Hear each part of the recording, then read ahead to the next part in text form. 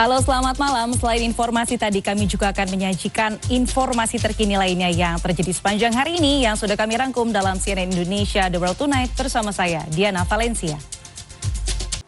Insiden kebakaran kapal kembali terjadi di Pelabuhan Tegal, Jawa Tengah, dan kebakaran ini menghanguskan setidaknya puluhan kapal yang tengah bersandar di pelabuhan ini.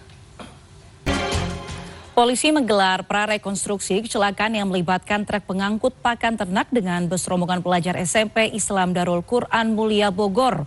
24 adegan diperagakan saat detik-detik sebelum kecelakaan maut terjadi. Beralih ke informasi lain, setelah dicari selama 4 hari, Rizky, balita yang hanyut di selokan Jalan Babatan 2 Wiyung, Surabaya Selasa lalu akhirnya ditemukan. Korban ditemukan di bawah tumpukan tanaman enceng gondok pada Jumat siang. Pasangan suami istri asal Jakarta dikeroyok oleh sejumlah orang di jalur alternatif wisata Puncak Kabupaten Bogor, Jawa Barat. 2 pelaku pengkeroyokan dibekuk polisi, sementara seorang lainnya masih buron. Rob atau pasang laut kembali melanda permukiman di Muara Angke, Penjaringan, Jakarta Utara pada Jumat siang. Ketinggian banjir mulai dari 15 hingga 60 cm dan tentu mengganggu aktivitas warga.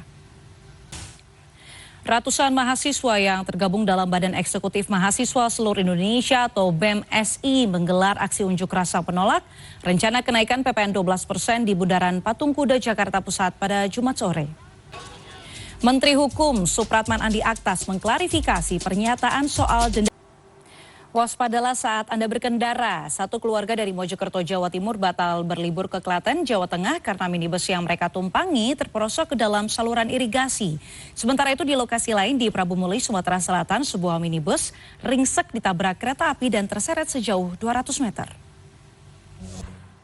Di momen libur Natal dan Tahun Baru, sejumlah tempat wisata di Jakarta ramai dikunjungi. Tak terkecuali Masjid Istiqlal, tempat ibadah umat muslim yang juga jadi salah satu destinasi wisata religi di Jakarta. Masjid terbesar di Asia Tenggara ini tak hanya menarik minat wisatawan lokal, tapi juga wisatawan mancanegara. Wakil Menteri BUMN Kartika Wirjoatmojo meninjau posko siaga kelistrikan Natal dan Tahun Baru di Gardu Induk Listrik PLN UIP 2B Jamali Depok pada Jumat pagi. Tinjauan ini dilakukan untuk memastikan pasokan listrik Natal dan Tahun Baru 2024-2025 dalam kondisi aman. Kita beralih ke informasi lain. Menteri Hukum Supratman Andi Aktas mengklarifikasi pernyataan soal denda damai untuk pengampunan koruptor. Menko menegaskan bahwa denda damai yang dimaksud bukan untuk memberikan kelonggaran hukum atau bahkan membebaskan para koruptor. Denda damai yang dilontarkan sebelumnya merupakan perbandingan dengan tindak pidana ekonomi di Undang-Undang Kejaksaan Agung. 2 orang yang ikut serta dalam perlombaan kapal layar tahunan Australia dari Sydney ke Hobart tewas dalam insiden terpisah.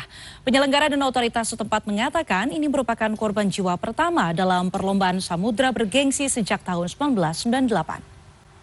Kita ke informasi mancanegara lainnya. Warga Palestina mencari korban serangan Israel di antara puing-puing bangunan yang hancur pada Jumat pagi. Menurut Kementerian Kesehatan Palestina, serangan Israel di permukiman di pinggiran Sheikh Radwan, Kota Gaza telah menewaskan beberapa orang. Konflik di Timur Tengah masih meluas. Israel pun melancarkan serangan udara yang menargetkan kelompok Hutsi di Yaman.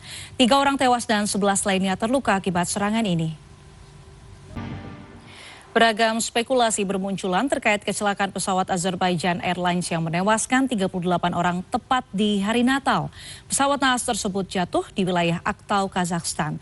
Dan Michael Yoshida memiliki liputannya untuk Anda. Sebuah mansion bersejarah di Brooklyn, Massachusetts, Amerika Serikat terbakar pada Kamis pagi. Sementara itu di Washington, sebuah tempat penitipan anak dan orang tua terbakar usai sebuah mobil menabrak bangunan tersebut. Terima kasih Anda masih bersama kami. Libur akhir tahun telah tiba. Sejumlah tempat belanja di kota Bandung mulai ramai.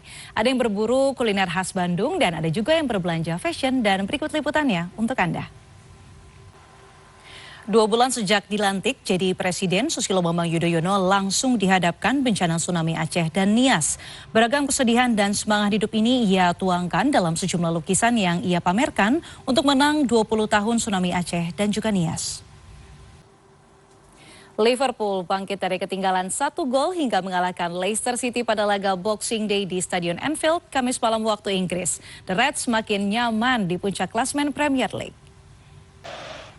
Sebelumnya pada laga Boxing Day laga lain, rekor tak pernah kalah Chelsea dalam 12 laga beruntun dipatahkan Fulham.